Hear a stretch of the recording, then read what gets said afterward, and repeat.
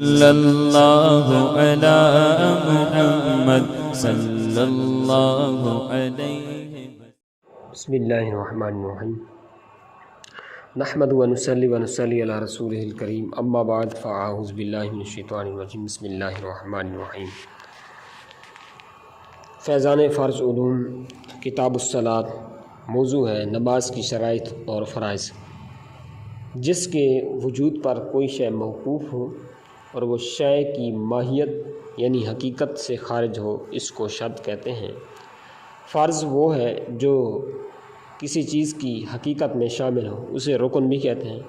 کسی شے کے شرط اور فرض دونوں اس کے لیے ضروری ہوتے ہیں۔ فرق صرف اتنا ہے کہ شرط اس شے سے باہر ہوتی ہے اور فرض اندر۔ صحت نماز کی شرائط۔ صحت نماز کی 6 شرائط: نمبر 1 طہارت، نمبر 2 ستر عورت، نمبر 3 استقبال قبلہ، نمبر 4 وقت، نمبر 5 نیت، نمبر 6 تکبیر تحریمہ۔ 7 چیزیں نماز کے اندر فرض ہیں۔ نمبر 1 تکبیر تحریمہ، نمبر 2 قیام، نمبر 3 قرات، نمبر 4 رکوع، نمبر 5 سجدہ، نمبر 6 قعدہ خیرہ، نمبر 7 خروج بسنعہ یعنی آخری اتحیات۔ تکبیر تحریمہ کو شرائط و فرائض دونوں میں شمار کیا ہے۔ اس کی وجہ حقیقتاً یہ شرائط نماز میں سے، مگر چونکہ افعال نماز سے اس کو بہت زیادہ اتصال ہے، قرب حاصل ہے، اس وجہ سے فرائض نماز میں بھی اس کو شمار کیا جاتا ہے اور شرائط میں بھی۔ خیر، اب بڑھتے ہیں نماز کی پہلی شرط طہارت کی طرف۔ طہارت سے مراد نمازی کے بدن کا نجاست حکمیہ اور حقیقیہ قدر معنی سے پاک ہونا، نیز اس کے کپڑے اور اس جگہ کا جس پر نماز پڑھے نجاست حقیقیہ قدر معنی سے پاک ہونا۔ قدر معنی سے مراد یہ ہے کہ جو چیز جتنی مقدار یعنی کہ منع ہے۔ شرط نماز اس قدر نجاست سے پاک ہونا ہے کہ بغیر پاک کیے نماز ہوگی نہیں۔ مثلا نجاست غلیظہ، درہم سے زائد اور خفیفہ جو ہے یعنی ہلکی، کپڑے یا بدن کے اس حصہ کی چوتھائی سے زیادہ جس میں لگی ہو، اس کا نام قدر معنی ہے۔ اور نجاست غلیظہ 1 درہم کے برابر ہے تو زائل کرنا واجب، اور اگر اس سے کم ہے تو اس کا زائل کرنا سنت ہے۔ نماز کی جگہ میں ہاتھ، پاؤں، پیشانی اور ناک رکھنے کی جگہ کا نماز پڑھنے میں پاک ہونا ضروری ہے۔ باقی جگہ اگر نجاست ہو نماز میں حرج نہیں۔ ہاں، نماز میں نجاست کے قرب سے بچنا چاہیے۔ لکڑی کا تختہ ایک رخ سے نجس ہو گیا تو اگر اتنا موٹا ہے موٹائی میں چر سکے تو لوٹ کر جو ہے اس پر نماز پڑھ سکتے ہیں، بصورت دیگر نہیں۔ کسی کپڑے میں نجاست لگی اور وہ نجاست اس طرف رہ گئی، دوسری جانب اس نے اثر نہیں کیا تو اس کو الٹ کر جو ہے دوسری طرف جدھر نجاست نہیں لگی ہے نماز نہیں پڑھ سکتے، اگرچہ کتنا ہی موٹا ہو، مگر جب کہ وہ نجاست مواد سجود سے الگ ہو۔ جو کپڑا 2 تہہ کا ہو، اگر اس کی ایک تہہ نجس ہو جائے تو اگر دونوں ملا کر سی لیے گئے ہوں تو دوسری تہہ پر نماز جائز نہیں ہے، اور اگر سلے نہ ہوں تو نماز جائز ہے۔ جو زمین گوبر سے لیسی گئی اگرچہ سوکھ گئی ہو اس پر نماز جائز نہیں۔ ہاں، اگر وہ سوکھ گئی ہو اور اس پر کوئی موٹا کپڑا بچھا لیا ہو تو اس کپڑے پر جو ہے نماز پڑھ سکتے ہیں۔ یہ عموماً آج کل بحمدی تعالی اس کا رواج ختم ہو رہا ہے۔ یہ کہ ہماری خواتین جو ہیں دیہات کی رہنے والی، عموماً جو گھروں کے فرش ہوتے ہیں وہ کچے ہوتے تھے، تو اس وجہ سے وہ ان کی جو ہے خام خیالی ہے یہ کہ وہ بھوسا اور یہ جانوروں کا گوبر گارے کے اندر ملا کے لیپتی ہیں، کہتی ہیں یہ پھٹتا نہیں ہے۔ تو اب ایسی صورت میں جو ہے اس کی ایک تو بدبو بھی نظر آتی ہے، سونگھی جاتی ہے، سمیل بھی آ رہی ہوتی ہے، اور دوسرا یہ کہ نماز کے لیے مسئلہ ہے۔ تو اس عمل سے باز آ جانا چاہیے اگر کسی کے مکان اب تک ایسے ہوں، ورنہ اب آج کل جو ہے وہ رہا یا نہیں، آج کل پکے ہی مکان بنائے جاتے ہیں، فرش لگائے جاتے ہیں۔ خیر، واللہ تعالیٰ عالم رسولہ عالم عز و جل وصلی اللہ تعالیٰ علیہ وآلہ وسلم۔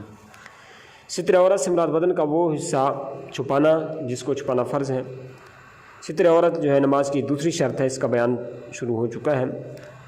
مرد کے لیے ناف کے نیچے سے گھٹنوں کے نیچے تک عورت ہے، یعنی اس کا چھپانا فرض ہے، ناف اس میں داخل نہیں اور گھٹنے داخل ہیں۔ آزاد عورت کے لیے سارا بدن عورت ہے سوائے منہ کی ٹکلی اور ہتھیلیوں اور پاؤں کے تلوؤں کے۔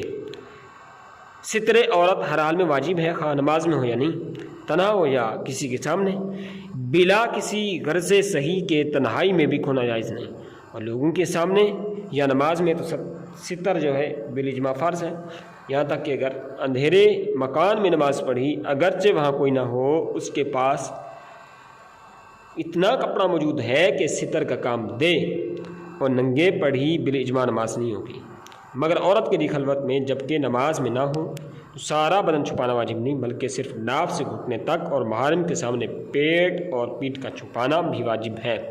غیر محرم کے سامنے وہ نماز کے لیے اگرچہ تنہا اندھیری کوٹھری میں ہو تمام بدن سوائے 5 اعضاء کے چھپانا فرض ہے، بلکہ جوان عورت کو غیر مردوں کے سامنے منہ کھولنا بھی منع ہے۔ اللہ اکبر! اتنا باریک کپڑا جس سے بدن چمکتا ہو ستر کے لیے کافی نہیں، اس سے نماز پڑھی تو نہ ہوئی۔ یوں ہی اگر چادر سے عورت کے بالوں کی سیاہی چمکے نماز نہیں ہوگی۔ بعض لوگ باریک ساڑیاں اور تہبند باندھ کر نماز پڑھتے ہیں، ران چمکتی ان کی نمازیں نہیں ہوتی، اور ایسا کپڑا پہننا ستر سے جس سے ستر عورت نہ ہو سکے علاوہ نماز کے بھی حرام ہے۔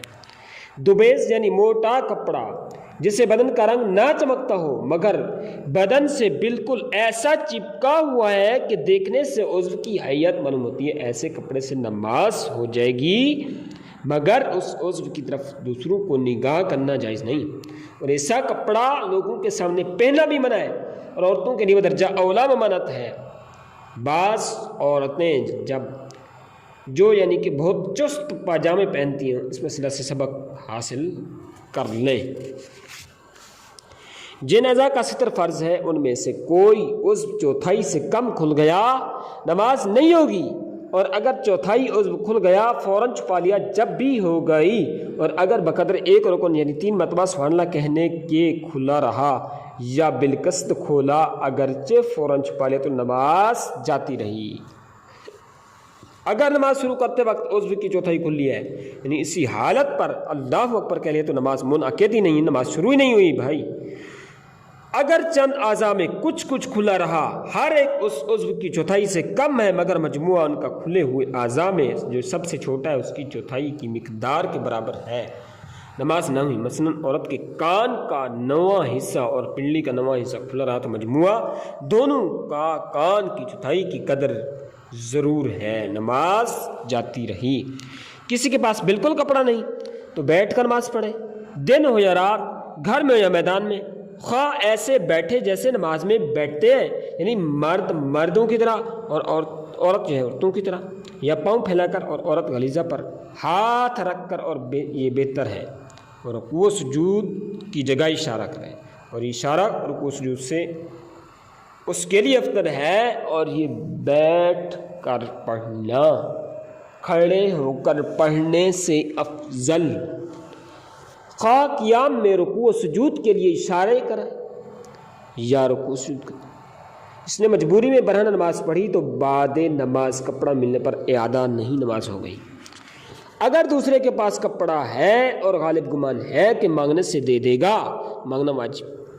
اس کے پاس کپڑا ایسا ہے کہ پورا نجس ہے تو نماز میں نہ پہنے، اور اگر 1/4 پاک ہے تو واجب ہے کہ اسے پہن کر پڑھے، ورنہ جائز نہیں۔ یہ سب اس وقت ہے کہ ایسی چیز نہیں کہ کپڑا پاک کر سکے، اس کی نجاست قدر مانے سے کم کر سکے، ورنہ واجب ہوگا کہ پاک کر لے یا تقلیل نجاست کر لے، یعنی نجاست کو کم کر لے۔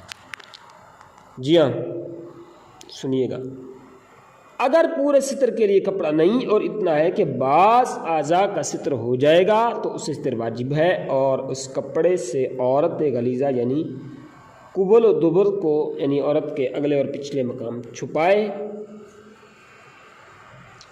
اور اتنا ہو کہ ایک ہی کو چھپا سکتا ہے تو ایک ہی کو چھپائے۔ قبل و دبر کے اندر مرد اور عورت دونوں کی شرم گاہیں یعنی آگے اور پیچھے کا مقام آ جائے گا، یہ دونوں کا یعنی کہ چھپا ہونا یہ ہے ضروری ہے۔ اللہ تعالیٰ عمل کی توفیق عطا فرمائے۔ صلی اللہ علی محمد صلی اللہ علیہ وسلم۔